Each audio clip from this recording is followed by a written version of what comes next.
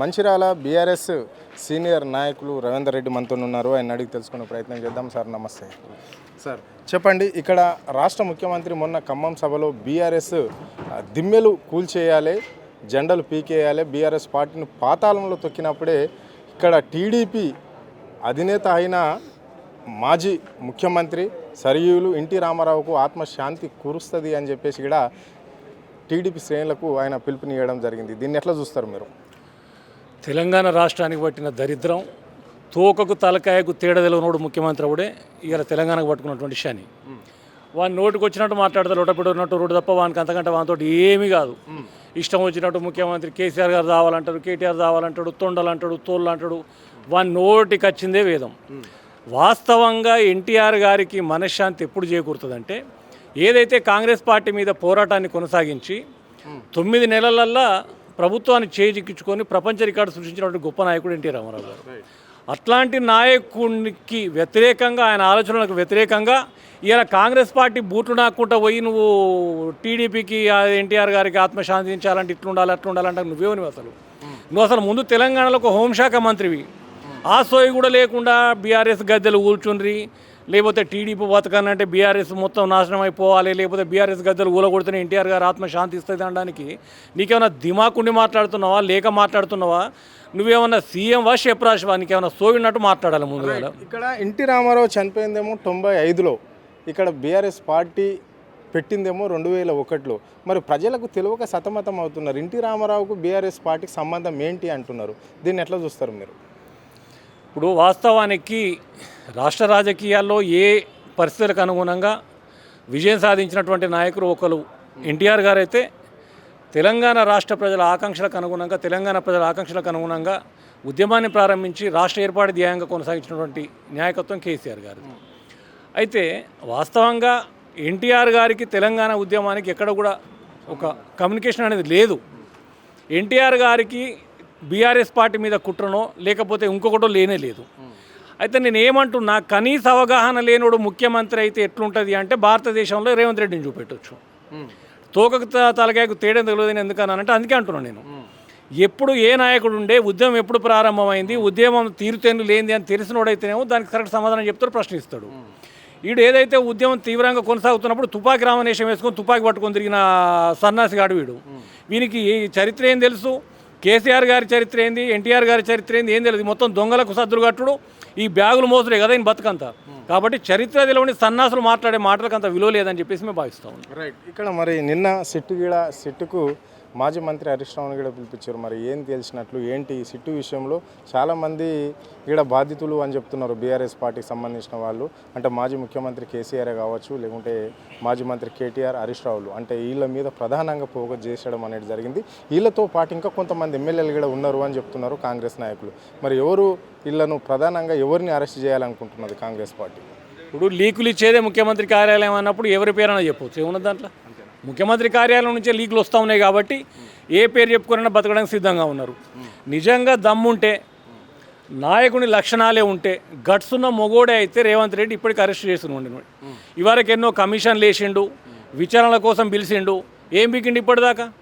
ఎక్కడికి పోయినా ఏ ఒక్క ఆధారం కానీ అరెస్ట్ చేసేటువంటి బేస్ కానీ దొరకక పిసోడ్ అయిపోయి అంటే సిట్ అంటాడు, విచారణ అంటాడు, కమిషన్లు అంటాడు, ఏవో అంటాడు, పబ్బం గడుపుకుంటాడు. తప్పితే నిజంగా ముఖ్య నాయకులు లేకపోతే మరొక నాయకులు ఇరికించేటువంటి అవకాశమే ఉండుంటే ఇన్ని రోజులు ఈ సన్నాసి ఖాళీ ఉండకపోవు కదా. ఎప్పుడో ఇరికించటోడు ఆయన, ఇరికించడానికే ఇన్ని తిప్పలు పడుతున్నాడు.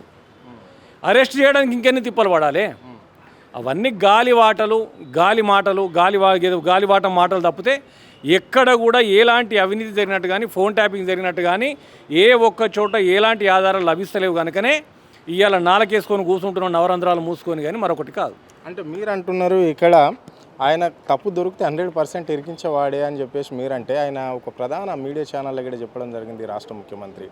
నాకు వాళ్ళకి ఏంది పోలిక, వాళ్ళెంతా నా దగ్గర, నేను ఈ రాష్ట్రానికి ముఖ్యమంత్రిని, ప్రజలకు సేవ చేయడానికి వచ్చిన వాళ్ళ మీద అసలే నేను ఫోకస్ పెట్టడం లేదు. నేను ఛార్జ్ తీసుకున్న రోజే నేను అట్లా కక్షపూరితంగా చేయాలనుకుంటే ఎప్పుడో వాళ్ళను ఇంకో రకంగా చేసేవాడిని, కానీ వాళ్ళకి నాకు పోలిక ఏంటి, వాళ్ళు బచ్చా అని చెప్పేసి కూడా ఆయన కామెంట్ చేయడం జరిగింది. నిండు అసెంబ్లీలో కూడా మొన్న మీ మాజీ ముఖ్యమంత్రిని దృష్టిలో పెట్టుకొని బడివేగాలను పంపించిండు అని చెప్పేసి కూడా ఆరోపణలు చేసిండు. మరి ఇలాంటివి ఎట్లా చూస్తారు మీరు?